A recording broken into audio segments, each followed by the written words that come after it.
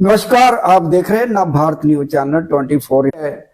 Assembly में एक हंगामा हुआ और 370 और 35A के ऊपर एक बवाल उठा और जगह जगह प्रदर्शन किया। खासकर बीजेपी ने ही प्रदर्शन किया और किसी ने नहीं किया। तो जिस तरह से महाराष्ट्र में, झारखंड में चुनाव हैं, तो कहा जा रहा है कि बीजेपी और एनसी सरकार की सांठ-गांठ से जो है प्रस्ताव पास किया गया, क्योंकि चुनावों में बीजेपी इस मुद्दे को बढ़ाने की कोशिश करेगी। मेरे साथ नेशनल कॉन्फ्रेंस के वरिष्ठ नेता और पूर्व एमएलसी हैं शेख बशीर जी, उनसे बातचीत करेंगे।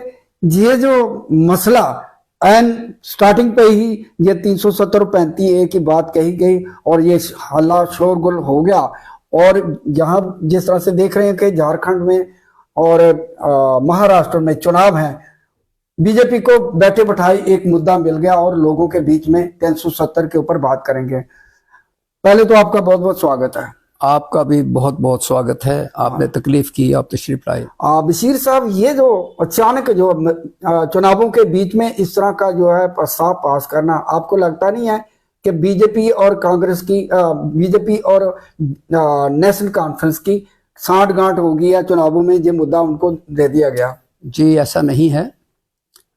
चुनाव होते हुए क्या बात करनी चाहिए, क्या नहीं करनी चाहिए, हम लोगों को धोखे में नहीं रखना चाहते।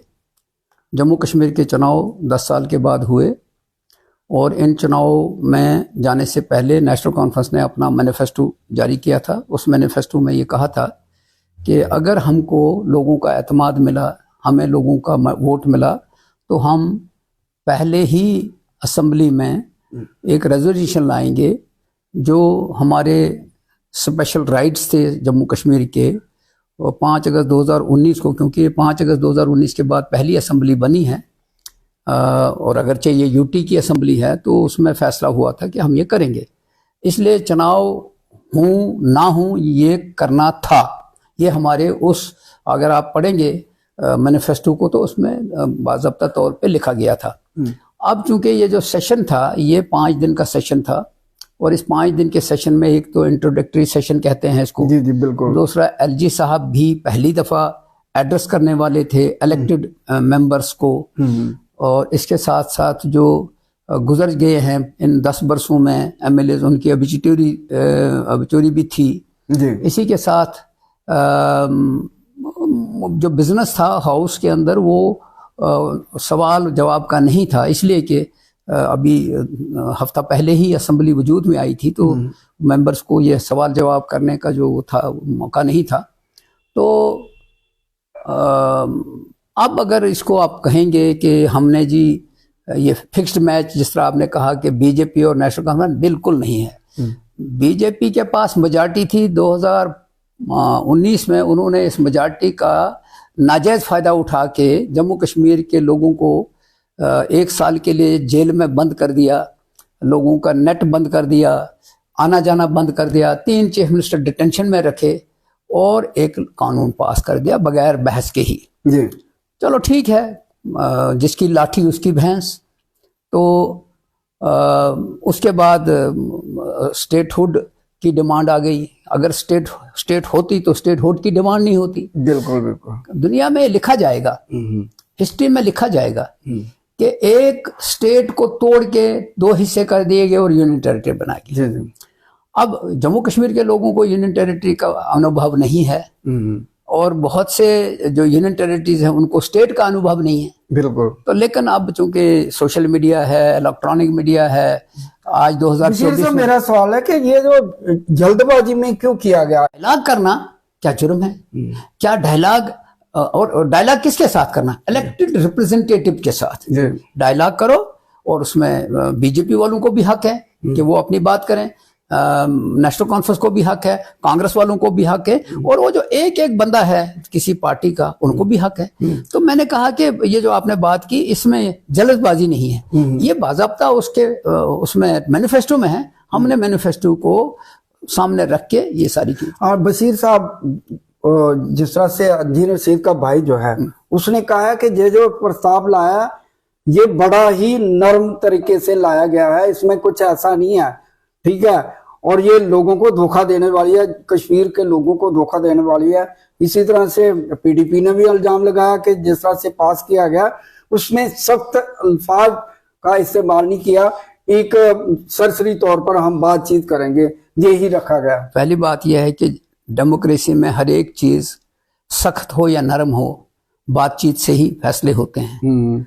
और इंजीनियर रशीद के भाई को या सजाद लोन साहब को मैं कुछ नहीं कहना चाहता हूं, वो अंदर से कुछ है बाहर से कुछ है। वो आए चुन के लोगों के रिप्रेजेंटेटिव हैं, उनको हक है बात करने का। डिबेट में वो कहें कि नरम अल्फाज क्या होता है, सख्त अल्फाज क्या होते हैं। आप सख्त अल्फाज यूज करो, नरम अल्फाज यूज करो। असल चीज यह है कि आपने लोगों के सेंटिमेंट्स को गवर्नमेंट ऑफ इंडिया के सामने रखा जी। अब वो गवर्नमेंट ऑफ इंडिया जो है अगर वो डायलॉग करेगी तो कम से कम उनके पास नुमाइंदे हैं, बातचीत करेगी। और अगर आप बड़े सख्त अल्फाज यूज करोगे, एक किस्म की जंग छिड़ जाएगी, तो उसके बाद भी तो टेबल पे बैठ के ही बात कर रही है। लद्दाख के लोगों ने प्रोटेस्ट किया दिल्ली में जाके, यूटी है। अब दिल्ली में प्रोटेस्ट किया तो दिल्ली में उनको प्रोटेस्ट करने की इजाजत नहीं दी जी।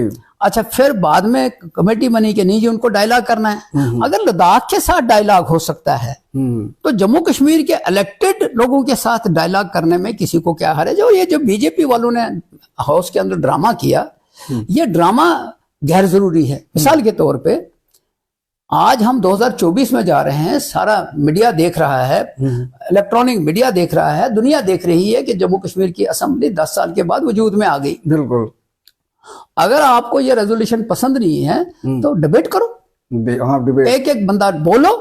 और उन्होंने ये कहा कि डिबेट के बिना ही ये प्रस्ताव पास कर दिया। अब मसला ये है कि चूंकि जिस वक्त ये प्रस्ताव आया, आपने सुना होगा चीफ मिनिस्टर साहब को कि चीफ मिनिस्टर का प्रस्ताव आया, 15 मिनट तो वो हमको मुबारक देते रहे। उनको समझ ही नहीं आया कि प्रस्ताव क्या है। उन्होंने क्या नाम है, हाउस को अपने उसमें ले लिया, मसल पावर का यूज करना शुरू किया। तो मसल पावर तो किसी चीज का जवाब नहीं ना है। बिल्कुल। अब मैं आपको बताता हूं, आज डेमोक्रेसी में प्रोटेस्ट का राइट है।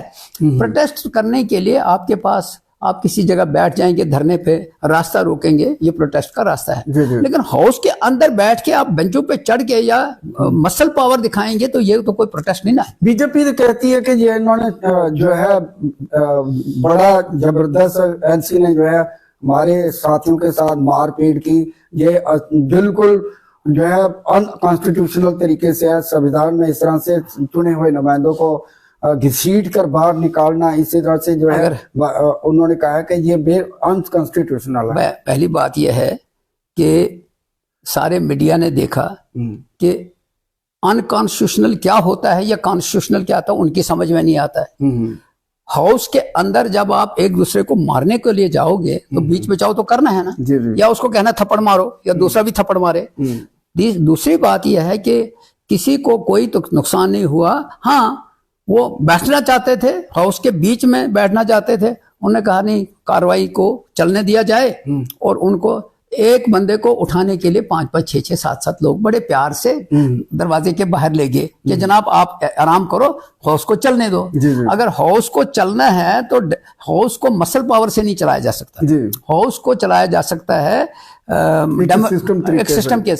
बहस कोई करेगा, अगर बहस को कोई रोकता है, उसका माइक बंद करता है, तो फिर तो वो गलत है। जी बिल्कुल। उसको मौका दिया। जब बहस कोई करना नहीं चाहता है, वो वेल के बीच में आके नारे लगाना चाहता है और ऐसे नारे लगाना चाहता है जो हाउस की जरूरत नहीं है, तो जाहिर है उसके ऊपर असर तो पड़ेगा। और स्पीकर को ये पावर एक होती है कि अगर वो नहीं मानता है तो उसको मार्शल आउट करते हैं। जिस तरह से प्रस्ताव लाया गया, बहुत सारे जो विपक्षी पार्टियां कहते हैं इसमें वो 370 और 35A का जिक्र नहीं है, ये सिर्फ विशेष दर्जे का। भाई इसमें कुछ नहीं है, इसमें ये नहीं है वो नहीं है, तो फिर उसको हाउस की कार्रवाई उसमें बोलो।